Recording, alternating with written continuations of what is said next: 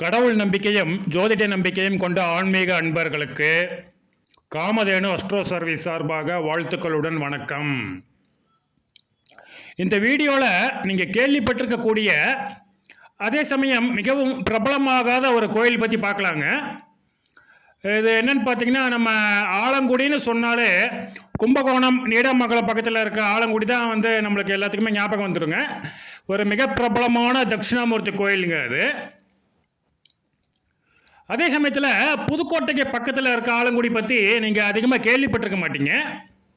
பழமை வாய்ந்த அந்த கோயில், அந்த புராதனமான கோயில் சில அதிசயங்களை தன்னகத்தை உள்ளடக்கிய கோயிலாகும்.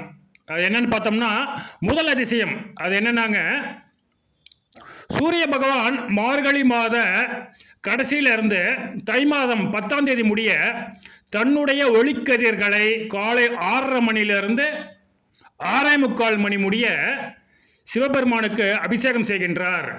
தன்னுடைய ஒளிக்கதிர்களால் அபிஷேகம் செய்கின்றார் சூரிய பகவான். இதில் என்ன அதிசயம்னு நீங்கள் கேட்கலாங்க. சூரிய பகவான் மார்கழி மாத கடைசியிலிருந்து தை மாதம் 10ஆம் தேதி முடிய தனது சொந்த நட்சத்திரமான உத்திராடம் நட்சத்திரத்தில் சஞ்சரிப்பார். எல்லா வருஷமும் இதே கணக்கு தாங்க. அது மட்டும் இல்லாமல் இந்த கோவில் சூரிய பகவானின் வலது பக்கம் பைரவரும், இடது பக்கம் சூரிய பகவானின் மகனாகிய சனீஸ்வர பகவானும் காட்சியளிப்பது மிகவும் முக்கியமானது. ஏன்னு பார்த்தீங்கன்னா, இங்கே சனீஸ்வர பகவான் குழந்தை வடிவில் காட்சியளிக்கின்றார், பால சனீஸ்வரர். சூரிய பகவானுக்கும் சனீஸ்வர பகவானுக்கும் அப்பா மகன் என்ற உறவு உண்டு என்றாலும் ரெண்டு பேர்த்துக்குமே அந்தளவு அண்டர்ஸ்டாண்டிங் கிடையாதுங்க.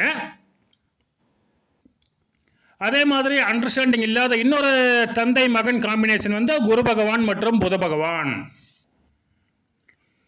இங்கே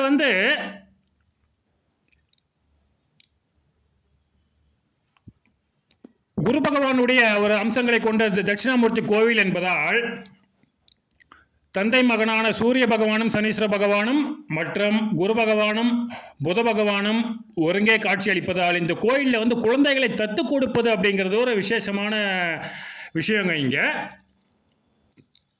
அதுக்கு ரொம்ப அந்த தத்து கொடுப்பதற்கு இந்த கோயில் ரொம்ப ஃபேமஸான கோயில் இது. அது மட்டும் இல்லாமல் அடிப்படை கல்வியை கொடுக்கக்கூடிய குரு பகவானும், இந்த காலத்தில் எல்லாருக்குமே ஒரு முக்கியமான அந்த சாஃப்ட்வேர் ஐடின்னு எல்லாம் போயிட்டுருக்காங்க இல்லைங்களா, அதுதான் ஃப்யூச்சர் அப்படின்ட்டு. அப்படி ஒரு கம்ப்யூட்டர் சம்பந்தமான கல்விக்கு அதிபதியான புத பகவானும் இந்த கோவிலுக்கு பெருமை சேர்க்கின்றனர், வலிமை சேர்க்கின்றனர், புகழ் சேர்க்கின்றனர். இந்த கோவிலில் காட்சியளிக்கக்கூடிய தட்சிணாமூர்த்தியானவர் ரிஷபம், அதாவது காளை வாகனத்துடன் காட்சியளிக்கின்றார். அது மாதிரியே பார்த்தீங்கன்னா, புதன்கிழமையில் திரையோதசி திதி அமையும் பிரதோஷ நாள் சிறப்பாக இங்கே கொண்டாடப்படுகின்றது. அது பொதுவாக பிரதோஷம் அப்படின்னாலே சனி பிரதோஷம் ரொம்ப ஃபேமஸ் அப்படின்னு எல்லாருமே கேள்விப்பட்டிருப்பீங்க. இந்த கோவில் புத பகவானுக்கு மிகவும் உகந்தது என்பதால் புதன்கிழமை அன்று நடக்கும் புதன் பிரதோஷம் இங்கே ஒரு சிறப்பான அம்சமாக காணப்படுகின்றது, கருதப்படுகின்றது. இன்னொன்று பார்த்தீங்கன்னா, இங்கே கோயிலில் இருக்கக்கூடிய நந்திக்கு நாமம் போட்டிருக்காங்க. இதில் என்ன ஒரு ஐதீகம் அப்படின்னா, மகாவிஷ்ணுவே இங்கே இப்போ நந்தி ரூபத்தில் காட்சியளிக்கின்றார் என்பது ஐதீகம். அது சிவன் கோயிலில் இப்போ நந்தியாகவே மகாவிஷ்ணு காட்சியளிப்பதை நம்ம மால்விடை அப்படின்னு சொல்லுவோங்க. இது ரொம்ப ரேர், இது அபூர்வமானது. சில கோவிலில் மட்டுமே இந்த மாதிரி அவர் காட்சியளிப்பார். அதனால் இந்த கோயில் மகாவிஷ்ணுவுக்கும் சிவபெருமானுக்கும் ஒரு புண்ணிய சேத்திரமாக கருதப்படுகின்றது. அதே மாதிரி எல்லா சிவன் கோயில்லையுமே சிவனுக்கு பின்பக்க சுற்றுச்சுவரையில் லிங்கோத்பவர் காட்சியளிப்பார். ஆனால் இங்கே லிங்கோத்பவருக்கு பதிலாக மகாவிஷ்ணுவே காட்சியளிக்கின்றார்.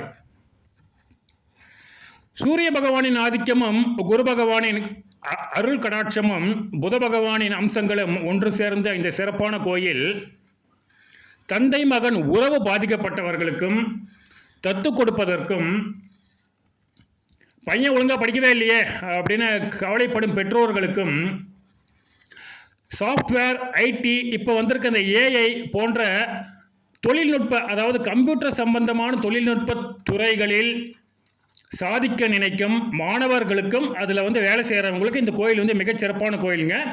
புதன்கிழமை அன்று பிரதோஷத்தன்று நீங்கள் பங்கு பெறுவது உங்களை சாஃப்ட்வேர், ஐடி, ஏஐ போன்ற கம்ப்யூட்டர் சம்பந்தமான தொழில்நுட்ப துறைகளில் உங்களை பிரகாசிக்க செய்யும். இது நிச்சயங்க.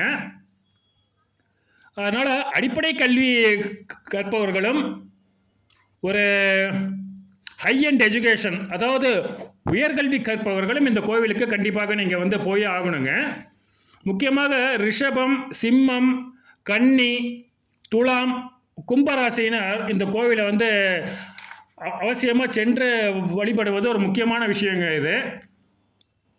இந்த கோயில் இன்னொரு விஷயம் பார்த்தீங்கன்னா, சந்திர பகவான் இங்கே இல்லைங்க, சூரிய பகவான் மட்டும்தான் இருக்கார். சூரிய பகவானுக்கு வலது பக்கம் பைரவரும், இடது பக்கம் சனீஸ்வர பகவானும், பால சனீஸ்வர பகவானும் காட்சியளிக்கிறாருங்கிறத முன்னாடியே நாங்கள் சொல்லியிருக்கோங்க. அதனால் இந்த கோயில் நீங்கள் போனீங்கன்னா உங்களுக்கு அந்த சனீஸ்வர பகவான் சம்பந்தமான பிரச்சனைகளும், ராகு கேது சம்பந்தமான பிரச்சனைகள் கூட உங்களுக்கு கொஞ்சம் கம்மியாகுங்க. இந்த 2ஆம் இடத்துல ராகுவோ கேதுவோ இருந்து அந்தளவு படிப்பு திறமை பாதிக்கப்படும் அப்படின்னு ஒரு நம்பிக்கை இருக்குது. நீங்கள் இந்த கோயிலுக்கு போனீங்கன்னா உங்களுக்கு அந்த படிப்பு உங்களுக்கு மிகச்சிறப்பாக அமையும். அதனால் குழந்தைகளுடன் மிஸ் அண்டர்ஸ்டாண்டிங் இருக்கக்கூடிய பெற்றோர்களும், குழந்தைகள் ஒழுங்காக படிக்கவில்லையே என்று கவலைப்படும் பெற்றோர்களும், கம்ப்யூட்டர் துறையில் படிக்கும் மாணவர்களும் வேலை செய்பவர்களும் கண்டிப்பாக சென்று காணக்கூடிய கோயில் இந்த நாமபுரீஸ்வரர் கோயில். இதுவும் நம்ம புதுக்கோட்டை மாவட்டத்தில் தாங்க இருக்குது இது. அதனால் நீங்கள் புதன்கிழமை என்று இந்த கோவிலுக்கு செல்வது விசேஷம். முடியலைன்னா வியாழக்கிழமை போகலாங்க. நன்றி.